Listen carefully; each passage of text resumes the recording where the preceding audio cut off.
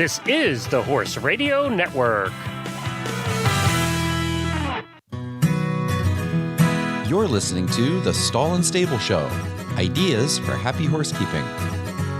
What do you do when all of your favorite horse people are gathering at one place, 1,200 miles away, to share ideas and new methods for training horses?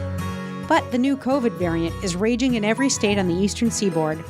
Monster snowstorms are brewing, and flights have become an expensive health risk. Well, you get in your car, and you just drive. And drive, and drive, and drive. In this episode, I share my solo road trip from Little Compton, Rhode Island to Ocala, Florida, where I met up with Shawna Karrasch, Tik Maynard, Glenn and Jennifer Hebert, Chelsea Canedy, and the best of all, Gracie Bee. From next-level clicker training to business brainstorming with my best buddies, this was a trip worth taking and sharing. So listen in. This is episode 91 of the Stall and Stable Show, brought to you by Lucas Equine Equipment, makers of premium quality stall components and accessories. American-made and delivered with the kind of customer service that makes them the leader in our industry. Lucas Equine Equipment is a company you can trust. From the smallest of items for your barn to stall fronts, paddock gates, and so much more. You can find it all at lucasequine.com. Welcome back, listeners. Today is Wednesday, February 9th, 2022. I'm your host, Helena Harris. Thank you for joining me once again. I'm really eager to share the story of my recent road trip to Ocala with you. But right now, I'm sitting at my desk in my podcast studio, looking out the window at the mess my 3 horses just created in the barnyard. The mess they created by scratching their bums on my split rail fencing. I don't know who did it, but one of the 3 amigos broke a fence post at the base, and there are rails everywhere. Luckily, there was only one escapee, Brody. Thanks to the clicker training I've been doing with all 3 horses, however, the morning's drama was quickly wrapped up safely. The question about fencing remains. What to replace my rotting fence posts with? Oh wait, I know. HDPE fencing from Tangent.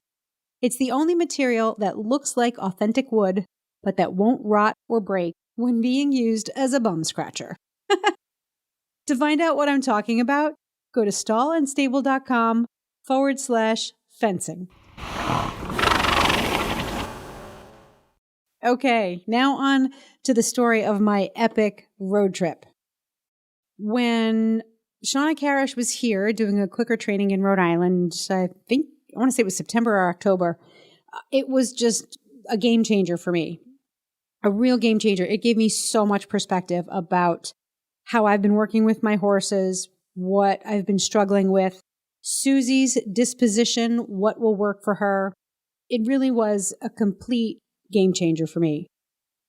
While she was here, we were talking about some of my other favorite trainers, and I had mentioned to Shawna that I really like working with Tik Maynard and Chelsea Canedy. Shawna didn't know Chelsea, but she did know Tik because she had done a little bit of work with him several years prior.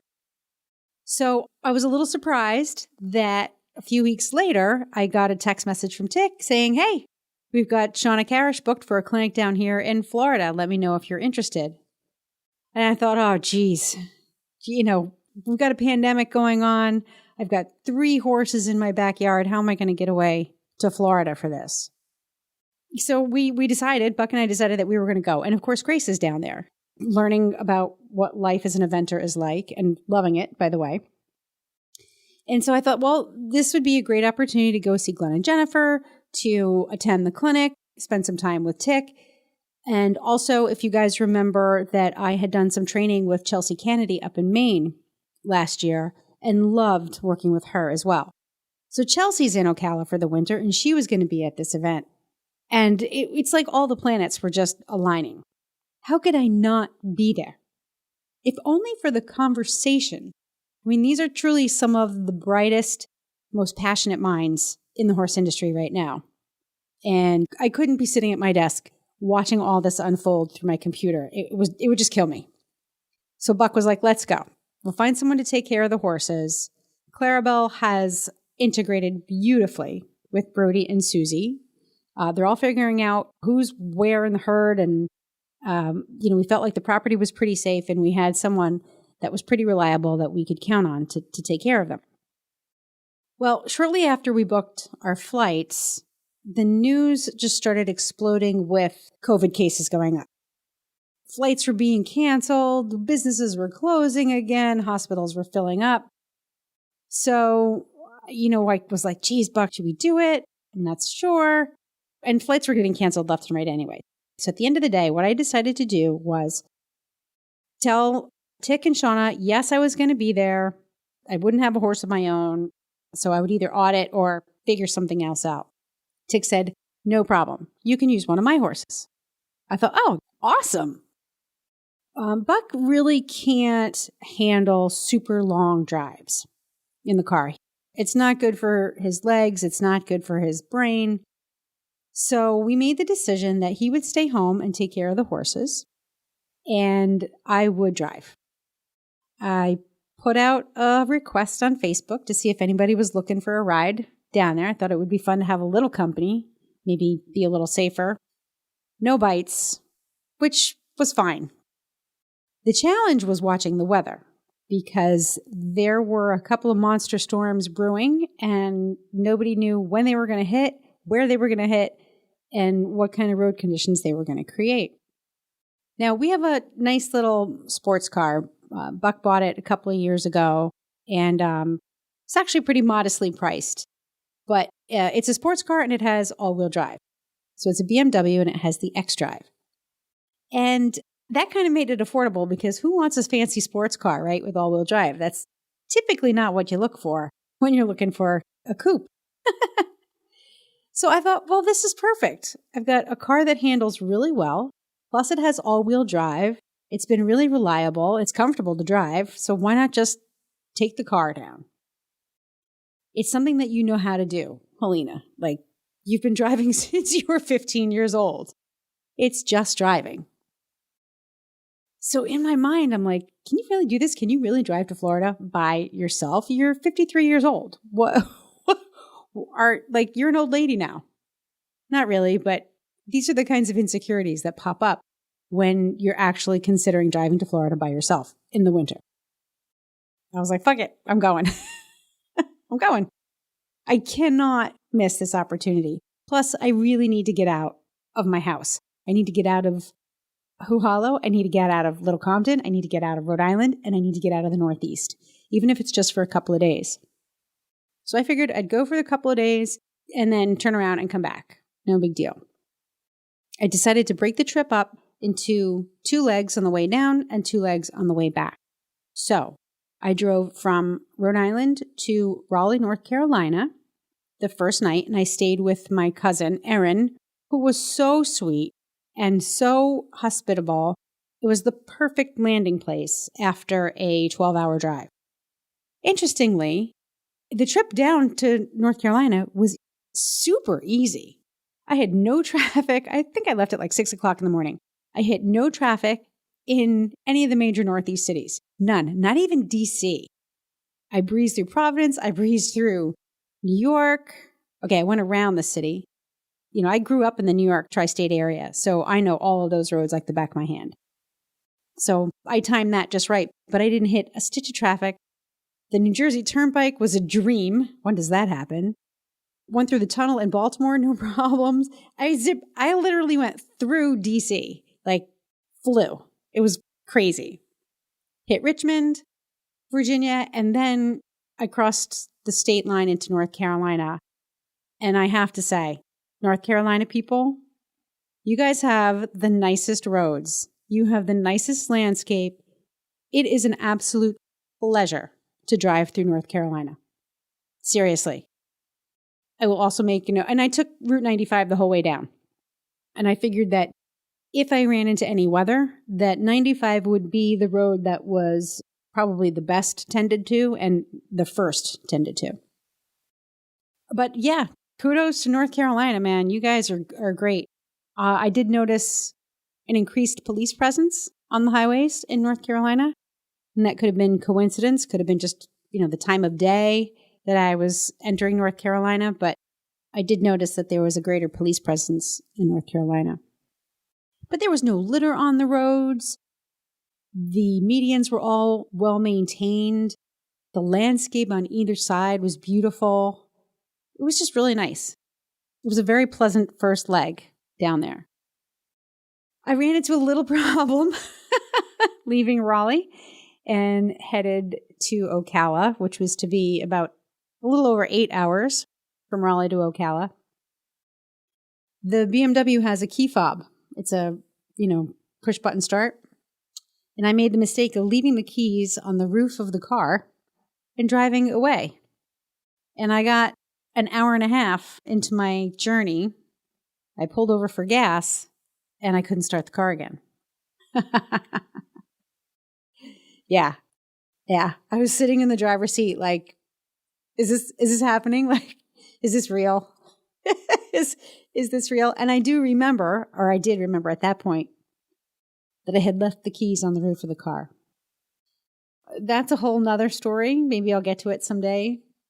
Suffice it to say for now, my sweet cousin Erin was kind enough to go out into her neighborhood on her bicycle, look for the keys, because I knew they couldn't have stayed on the roof of the car very long. I don't think I made it out of her neighborhood with the keys still on the roof of the car. Luckily, she found them like 100 yards from her house, and she drove the hour and a half to bring me my keys. But I do have to say that while I was stuck at this gas station in North Carolina, I had talked to the clerk inside, the convenience store there, and a couple of other people had checked in on me. I was so pleasantly surprised at how nice everybody was. Just how friendly and helpful and not creepy and supportive everybody was. And I keep hearing that about our southern neighbors. I keep hearing how Northerners either spend, any amount of time down south, that the consensus is people in the South really are that nice. There is a lot of truth to this thing called Southern hospitality. And it made all the difference in my attitude with this huge faux pas that I made for getting my keys on the roof of my car and the stress about it and feeling so bad that Erin had to come all that way to bring me those keys. The sheer pleasantness of the people that I was around made a big difference. It made it seem not so bad. So you guys in the South, keep on keeping on. We Northerners have a thing or two to learn from you about real hospitality. I traveled on through South Carolina, through Georgia, and then finally across the Florida state line and meandered into Ocala through Route 301, which was lovely. It's kind of like driving through a time capsule. There's no real direct highway route coming in off of 95 to get to Ocala. So I came in through, I think it was 301. And when I finally made it to Glenn and Jennifer's house, it was like being home. I mean, those guys are like family. They had dinner for me and we got into our jammies and we had ice cream and we talked. And poor Glenn was fresh out of his most recent surgery. And he still had his wonderful sense of humor. He was drugged up to the nines. But it was really nice to see how happy he was to see me and to be there, to support them and for them to actually support me. So I got set up in my little guest room there and pretty much moved in with the Heberts for the next week. Coming from someone who has a lot of anxiety, being away from home can be a huge trigger for me. Not once did I feel anxious or panicky or weird or homesick when I was staying with Glenn and Jen. And that's saying a lot. So it's no surprise that we've stayed friends for as long as we have, for most of my daughter's life, for most of those 19 years. So thanks, you guys. If you're listening to this, thank you. Thank you. Before I go on about the clinic and the other horse professionals that I got to spend time with during this trip, we're going to take a break because I want to tell you about American Harvest hemp. I have the pellets and I've been feeding it to Susie. And I got to say, I'm not going to do a fancy commercial voiceover music thing. I just have to say, it's made a difference in her anxiety level. Susie's one of those horses she's just bred with a higher level of vigilance than other horses. Is that because she's a mare? Is that because she's a thoroughbred? Is that just because she's Susie? I think, like all mammals, we come with varying degrees of vigilance. And it does depend on our breeding. It depends on our gender. And I think in Susie's case, it's in her DNA. She just has a higher level of anxiety than Brody and Clarabelle. Clarabelle does not even know what the word anxiety means. So I thought, well, let's attack this anxiety thing, and we can put Susie to work. We can create a nice environment for her. We can do positive reinforcement training. All of those things really help, right? And I'm sure that you guys with thoroughbreds or you guys with mares will probably be nodding your head in agreement. For horses with a lot of anxiety, work is often a fabulous remedy. And that is very true with Susie. But when you have a private farm without an indoor arena and your riding schedule is subjected to the weather, you can't always keep your horse working in order to deal with her anxiety. So when American Harvest decided to come on board with Horse Radio Network and Stall and Stable in particular, I thought, let's give it a try. And it has made a big difference in Susie's overall anxiety level. That dial has been turned way down. So if you've been thinking about trying something for your horse, I definitely suggest the American Harvest hemp pellets. If you go to stallandstable.com, there is a banner on our homepage and throughout the site. Just click on that and it'll take you to all the places where you can purchase it. And now back to my story. Okay, so I'm having a great time with Jennifer and Glenn, and the clinic comes around. So I head over to the clinic, and Tik was kind enough to let me use his amazing horse, Galileo. I was like, oh my God, Helena, please don't mess this horse up. Whatever you do, please don't mess this horse up. It was an honor to be trusted with Galileo, who, as you would assume, right, he's Tik's horse, is going to be very highly trained. And he was. But that didn't mean he wasn't a challenge in the R+ world, because he was. So we get there, and the clinic was just beautifully laid out. Shawna was there. Jessie was there, whom I just adore, both of them. And the energy was really up. Everybody who was there was really excited to learn. There were actually a couple of people from my neck of the woods who were staying down in Ocala and came to this clinic. So it was really kind of a full circle moment. There were just a lot of really good people there. It was good, pure energy. When it was my turn, went and got Galileo and brought him into the round pen. And we were just doing some liberty leading, emotional control, some targeting, basic stuff. But this was a new horse for me. So my goal in the clinic was to just kind of apply the principles that I had learned previously about clicker training to new horses and horses with different motivations, different dispositions. And Galileo was so calm and relaxed, I didn't really know how to work with a horse who was less than overeager when it came to clicker training. Because most of the horses I've worked with thus far, including my 3, were all very eager. But then again, I have 2 thoroughbreds and a highly food-motivated Appaloosa. So it was interesting to see, to kind of change things up a little bit, to see how we could motivate Galileo and what kinds of things he was interested in, where his strengths and weaknesses are. So that was actually very enlightening and super fun. And it was also confidence building for me because despite the fact that this horse belonged to an elite level rider, I was pretty confident with the clicker and the training principles of R+.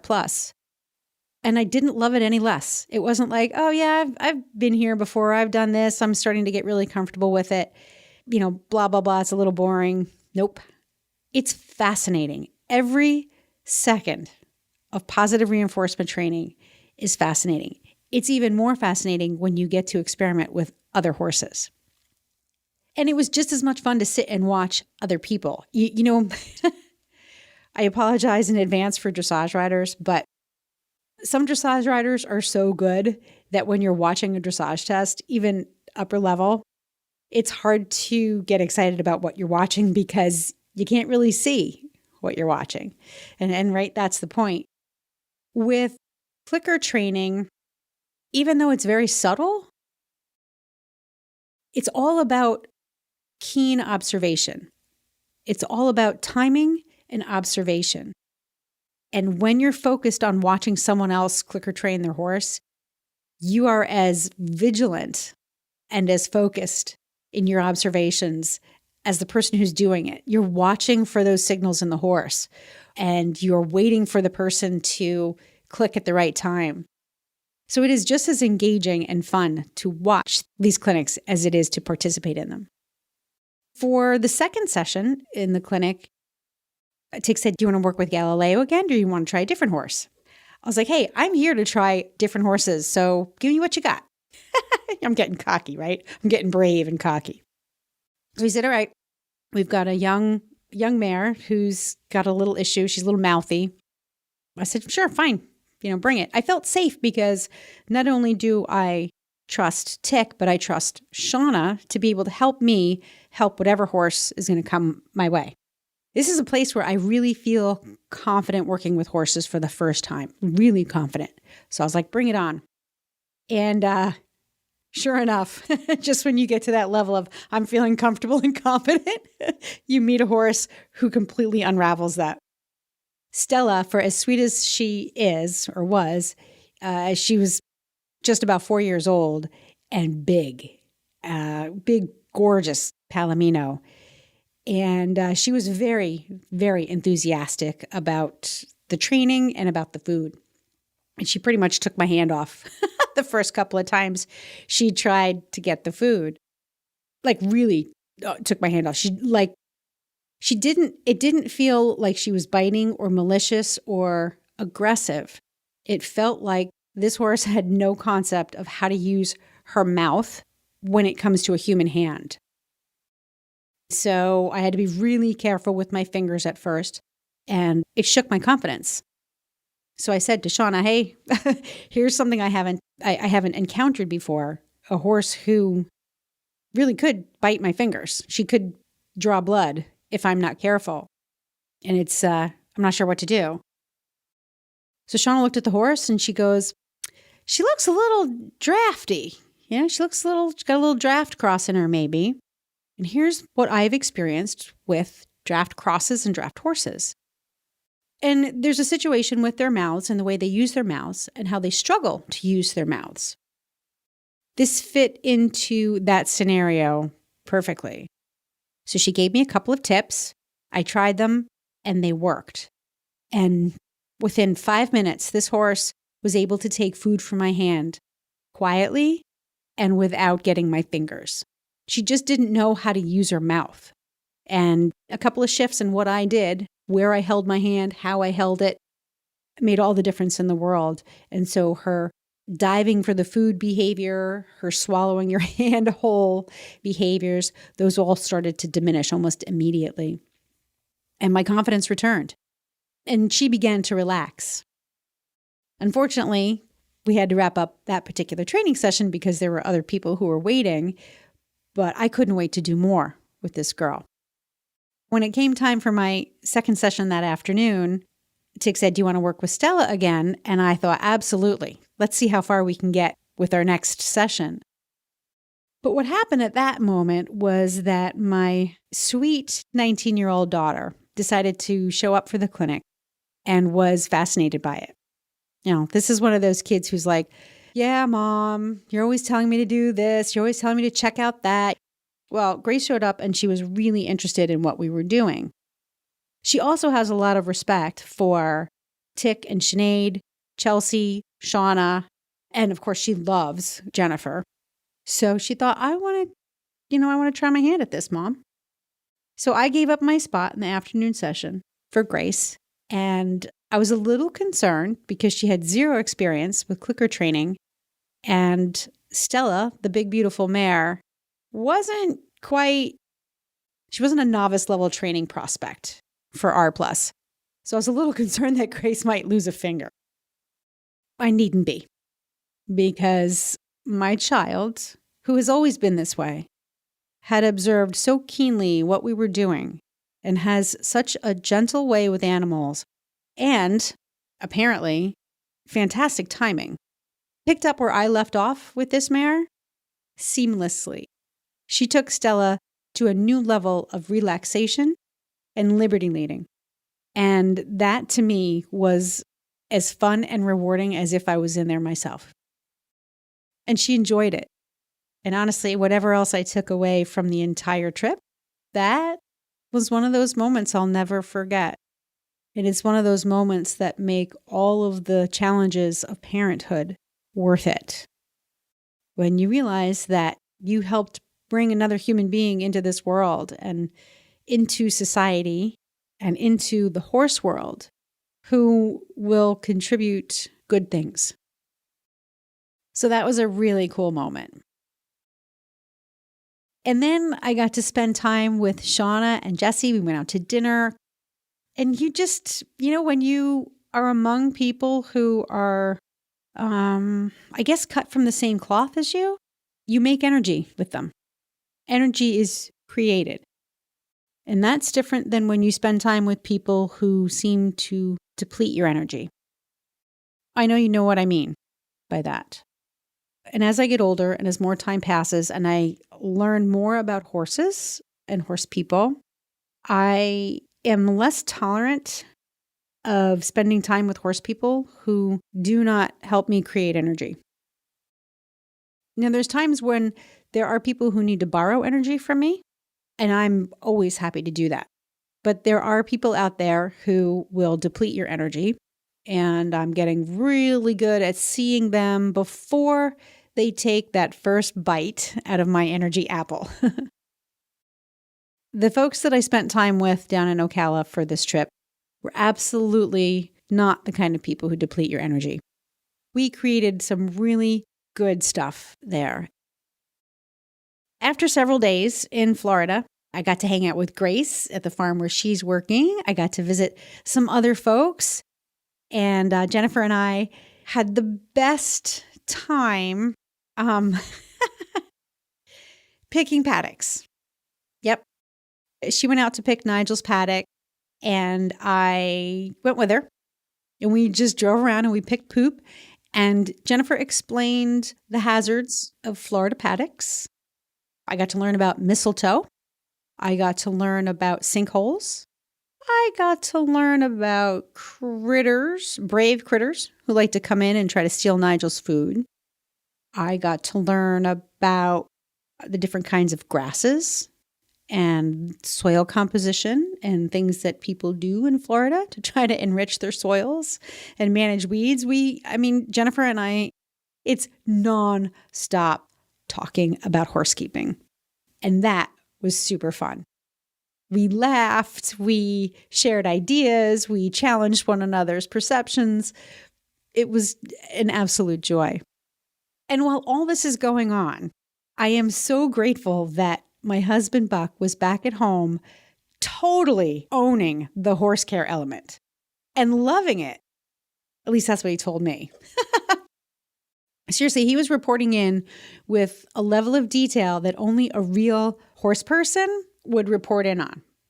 So I believe that he went from horse husband to horse person while I was away. He was talking about radar loops and overnight lows and blanket layers and all kinds of things. Should I do this and should I do that? And in fact, there came a point where he called just to check in and say hello. And he would always give me the horse report with a lot of enthusiasm. And there was a point where I was like, oh my God, I cannot, don't talk to me about the horses anymore. I don't care. Now I know what he must feel like when I'm home and I talk about horses nonstop. I'm really grateful. I could not have enjoyed this trip or gotten as much out of it had my husband not been so devoted to taking good care of my 3 horses while I was gone. So Buck, my love, thank you. The journey back, I hated to leave, but the journey back was actually pretty easy. I did that also in 2 legs. I drove from Ocala to my other cousin's house in Wilmington, North Carolina. And then I got to hang out with my dad's sister, whom I love. I grew up with her, and I don't get to see her that often because she's in the Carolinas most of the time. So I got to spend the night with her, and I got up the next morning, and I drove. And I drove, and I drove, and I drove. A little after dinner time, I pulled into my driveway at Hoo Hollow, and my husband was standing on the front steps with the biggest smile on his face, happy to see me. And the 3 hooligans in the barnyard could not have cared less that I was home. I came away with many observations about horses, about people, and about geography. When you drive from New England to Florida, you experience a type of reality that you can't get through social media or through word of mouth or through pictures. You're in a car and you're looking at pavement, but you're looking at real trees, you're looking at real houses, you're looking at billboards advertising goods and services, you're looking at new construction, you're looking at Amazon Prime trucks, you're looking at horse trailers, you're looking at people in their RVs heading to wherever they're heading to. And when you're alone, you have nothing to do but think. And for my listeners who also have attention deficit hyperactivity disorder, ADHD, you may be surprised or may not be surprised to learn that driving was incredibly relaxing. The visual stimulation of watching the road and the landscape all around me was enough to keep a steady level of dopamine going in my brain. It was awesome. I have never been so relaxed for such an extended period of time. Driving was not at all a problem because it was just me and all the visual stimuli that I could ask for. But it's not overwhelming, right? Because you're in a car and the only thing you can focus on is the road and your surroundings. So it turned out to be a pretty relaxing experience. And because I was relaxed, I was able to do a lot of thinking and reflecting. And my experience at the gas station in North Carolina and understanding how nice people were there. And there's also a sense, there's a difference in the way people drive in the Northeast and the way they drive in the South. It's, again, there's probably plenty of you out there nodding in agreement. But the observation I had was that so much is shaped by where we live and the subcultures of our communities in the U.S. Our politics, our behaviors, our perceptions in the Northeast, all very different. Things are really competitive and intense up here.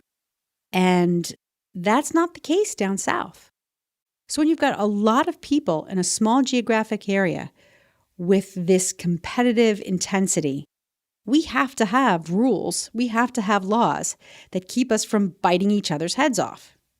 We need to be regulated because we're out of control. But down south, you don't have the same level of intensity or competitiveness that you have up here in the Northeast. And so there's just, you don't need to legislate kindness or hospitality in those states. And just even in the way people drive. Nobody's riding your ass down south. Do they go fast? Yeah. But no one's riding right up on your bumper, bullying you. I'm driving a fancy little German car, and there's no one else on the road. I'm cruising. There were some people who came up and passed me, but some of them driving vehicles that absolutely should not have been doing anything over 60. But nobody bullied me. You drive through Connecticut any day of the week, And you'll have somebody who drives right up behind you no matter how fast you go, right up behind you. And the point is to bully you out of the lane. And as I said, I don't drive slow. So when you're looking at your speedometer, when I'm down looking at my speedometer and I'm already doing 85, where do you want me to go? Right? I didn't experience that in any of the southern states. Does that mean it doesn't happen down there? Absolutely not. I'm the first person to say, just because it doesn't happen to me doesn't mean it doesn't happen. But my intuition says, and I drove enough hours on this trip to have experienced a lot of cars. So in this particular experience, there was definitely a sense of things were more relaxed and calmer as soon as you got south of Washington. So let's just think about that. And, if any of you are thinking about moving from the north, anywhere in the United States, from the north to the south, keep this in mind. If you're moving to a new area, one that has a different community culture than the one you come from, remember that you want to kind of assimilate into that community. Try not to bring the worst of your current home with you, right? So if you live in New York or you live in Connecticut and things are always rushed and tense, try to leave that behind if you're moving to the South. If you're a super type A competitive person and you feel like the area that you grew up in or the family or the culture, the community nurtured that, try to be aware of it and think about letting that go if you're moving to a place that isn't inherently that tense. I know that I'll be thinking about these things going forward. And I just have to say that I'm not as tone deaf, I think, as this line of conversation may seem at first. I understand that and fully believe that there are laws and that there are rules that people in all parts of the country need to have in order to be kind. Because we're so frustrated or we're so misinformed or because we've been raised to think horrible things about people who are different than us. I'm fully aware of those things. The observations I had on the highway are specific to the highway. Also, having grown up in the New York area and having driven between New York and Boston for the last 35 years on a regular basis, I've experienced all sorts of traffic that the Northeast can bring. And I have driven to the South a couple of times. I've never driven by myself or as far as I have in one shot. But my observations are specifically about rushing. Like I said, I traveled a lot of miles. The few times that I was bullied on the roads, the tags were from Connecticut, New York, New Jersey, Massachusetts, and a few Virginia. But you know what? Something that I found while hacking out on the roads in both when I lived north of Boston and here in Little Compton, even when you're walking on the roads or running on the roads, there's a window into people's true nature, or you get a snapshot of some pretty bad behavior when someone's driving in their car and they think no one's looking, or they think that a pedestrian isn't going to recognize them. They do some really crappy stuff. And it's worse when you're on a horse. So I sometimes feel that people in cars represent a much bigger problem. It's like the tip of the iceberg. And so that's what I'm referring to here. Human kindness, inclusion, acceptance, open-mindedness. That's a whole nother podcast, and I'm definitely not qualified, although I'm always happy to have an open discussion. And so in addition to learning about clicker training, I learned a lot about myself, my friends, and life outside of my bubble.